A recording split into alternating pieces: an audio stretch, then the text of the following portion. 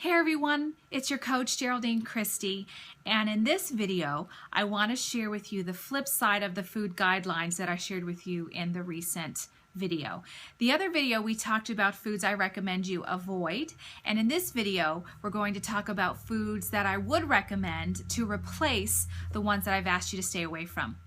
Now, as I've said before, through studying at the Institute for Integrative Nutrition, I have studied over 100 dietary theories.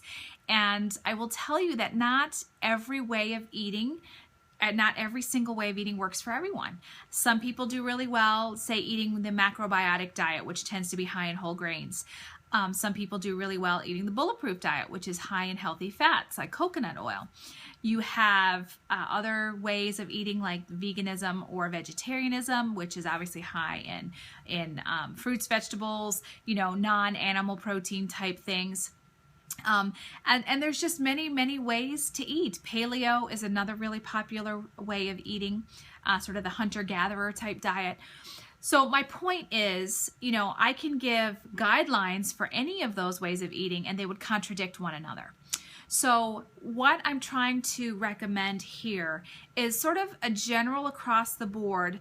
So when I say don't eat sugar, that's going to pretty well work for any way of eating, whether you're a vegan or you eat paleo or you do bulletproof or whatever, okay? They're all going to recommend you not do a lot of sugar. So what I've tried to do is give you guidelines that just are clean eating, and you can veer off on your own path depending on what gives you the most energy and what makes you feel your best, because that is going to be different from, say, myself to the next person, okay? So the first one I would recommend we tackle is the idea of, instead of eating sugar, what can you eat instead? And what I would recommend would be more natural sweeteners. Now, sugar comes from sugar cane, but it's overly processed, okay? So what I would recommend instead would be to use things like organic coconut sugar is one of my favorites, works really well on a 1-to-1 ratio in place of things like brown sugar. And it's very low on the glycemic index, more than most of these other sweeteners. So I love that one, especially for baking and cooking and making sauces. For flavoring things like yogurt or teas, coffee, cereal, almond milk, things like that, if you want to sweeten it, stevia is one of my favorites. So those are my top two. Another really great one that has a ton of health benefits is raw, unpasteurized local honey. You can also do organic grade B, which is the darker color maple syrup, natural maple syrups, not the Aunt Jemima type stuff. Also for cooking things like dates or baking, dates, blackstrap molasses. I've also heard of people using agave nectar. I did use it myself for a while, but really we're reading up on some of the health, not necessarily the benefits, but actually some of the things that it can cause problems with, one of it being triglycerides. It can raise your triglycerides. So if you have issues with that, I would avoid agave nectar. Okay, moving on. So drinks, instead of alcohol and diet or regular pop, good old water. How do you spice it up? Well, I know some people really have a hard time drinking a lot of plain water. I really enjoy cold water, but I can't say I did at the very beginning, and because I don't recommend artificial sweeteners and things like that nature, I don't recommend things like Crystal Light for your water and that sort of thing. Even though there's no calories, you're adding chemicals and other garbage to your body that messes with your hormones, and all those other issues start to happen. So what I would recommend would be natural flavors like citrus. It doesn't have to be just lemon. Lemon's great for your liver, it cleanses your liver.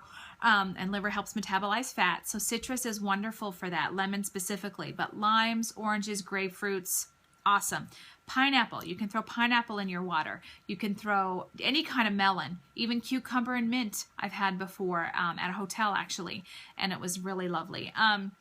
You can use berries, but if you don't want pulp and things floating in your water, you can actually get water bottles and water pitchers that have a tube, an infusion tube, where you actually put the fruit in that tube, and it doesn't have pieces of fruit floating around, but it will infuse your water with that food, okay, with that flavor. So those work really well.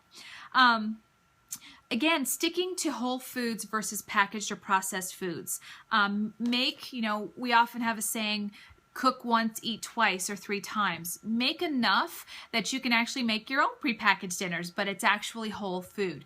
So what I mean by that are foods like that have one ingredient: chicken, eggs, you know, berries. So if like strawberries, walnuts, peas, I mean, whatever, like it's just, and again, I'm trying to cover everything, coconut oil, things that it has one ingredient and that's it. If you need a degree to read what's in your food, there's a problem with that. Okay, you want to stick as close to the food in its natural form as you can, and that being the whole food itself, and you decide what form you eat it in. And then again, like I said, mentioning with whole foods, whole grains, quinoa is one of my favorites, brown rice, but you know, it depends on what way you're eating. So I just recommend whole foods, and then you can veer in whatever path works best for you, okay? And then the final one I'll get into are healthy fats and oils. I said to stay away from things like canola and so on, but you guys know this is one that's still very healthy, is olive oil. That's been long, you know, touted as a healthy oil, and it still is, but I don't use it at high cooking temperatures. I use it more for dressings and a very light saute. If you're going to fry or cook anything of that that really needs a higher temperature, I recommend organic, unrefined coconut oil or actual grass-fed butter. It's high in butyric acid. It has a lot of healthy benefits to it. I know, again, that's been long touted as unhealthy, but it is not if you're getting real grass-fed, not just organic, but real grass-fed butter. You're going to get a lot more health benefits to that, and it's very stable under high heat, which is important, because if not, you can end up, is the whole scientific reasoning around it, but it can end up causing more issues with free radicals in your body if you're not having real stable chain fat, which would be either your coconut oil or your grass-fed butter. Other great ones would be avocados, are wonderful instead of mayonnaise. Okay, same sort of texture and very healthy fats in that. And then if you're going to do nuts, raw nut butters are wonderful. Even better still with the phytic acid that are in nuts, that can be a negative thing. If you can soak your nuts and then even use a dehydrator to dry them up and make them crispy again, that's a wonderful way to make them even healthier than raw. A little bit of a process, but it helps. So definitely staying away from those negative foods and incorporating these more health-wise, health benefit foods are going to make a difference in your journey. Again, know that you can take these different ways because you can focus more on eating, you know, more meat and vegetables. You can focus more on just vegetables and plant proteins or foods. Really up to you in that regard, but I think that these do's and don'ts really come across the board and are going to help you have a much easier time in hitting your not only your weight loss goals, but your health and wellness goals as well. So hopefully those help you. If you have any questions, as always, just comment below. Have an awesome day.